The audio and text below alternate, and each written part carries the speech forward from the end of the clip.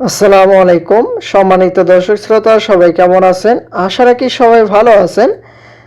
Pay scale নিয়ে আবারও গুঞ্জন হচ্ছে, পে স্কেল বাস্তবায়ন হবে কিনা। পে স্কেলের যে সুপারিশ করা হয়েছে সর্বনিম্ন 20,000 টাকা, এই প্রসঙ্গে আজকে একটি খবর প্রকাশ করা হয়েছে, যেখানে বলা হয়েছে পে স্কেল বাস্তবায়ন নিয়ে যা বললেন জ্বালানি উপদেষ্টা। এখানে বিস্তারিত কি বলা হয়েছে সকল কিছু আপনাদের মাঝে জানিয়ে দেওয়ার চেষ্টা করব। আশা করি ভিডিওটি মনোযোগ সহকারে শেষ পর্যন্ত দেখার চেষ্টা করবেন। আর আমাদের চ্যানেলটিতে নতুন হয়ে থাকলে অবশ্যই চ্যানেলটি সাবস্ক্রাইব করে রেখে পাশে থাকা বেল আইকনটি অন করে রাখবেন।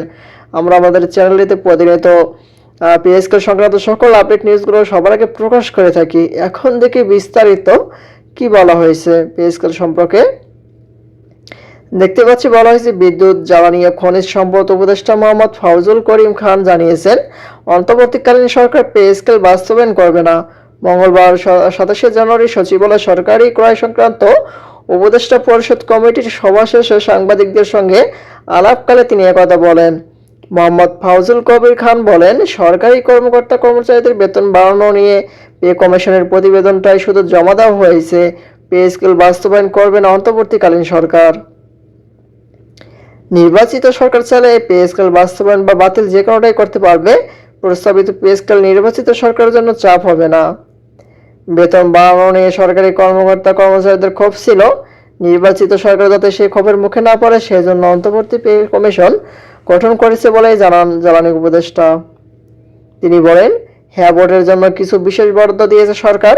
সামরিক সরঞ্জাম কেনে বাংলাদেশ। তবে এখন বাংলাদেশ সামরিক সরঞ্জাম উৎপাদন করা হবে, সেজন্য চট্টগ্রামে ডিফেন্স ইকোনমিক জোনের জমি বরাদ্দ দেওয়া হয়েছে। জ্বালানি উপদেষ্টা জানান, সবাই রমজান উপলক্ষে 10,000 টন মসুর ডাল এবং 1 কোটি লিটার পরিশোধিত সয়াবিন তেল কেনার অনুমোদন দেওয়া হয়েছে। এছাড়া র্যাবের জন্য 100টি জিপ কেনা হবে। 40,000 টন ইউরিয়া সারও কেনার অনুমতি দেওয়া হয়েছে বলে জানান তিনি। এ হচ্ছে জ্বালানি উপদেষ্টার বক্তব্য পে স্কেল সংক্রান্ত নিয়ে। যেহেতু পে স্কেল সুপারিশ করা হয়েছে 20,000 টাকা সর্বনিম্ন বেতন, এটি কার্যকর হওয়ার সম্ভাবনাও রয়েছে সামনে যে নির্বাচনী সরকার আসবে।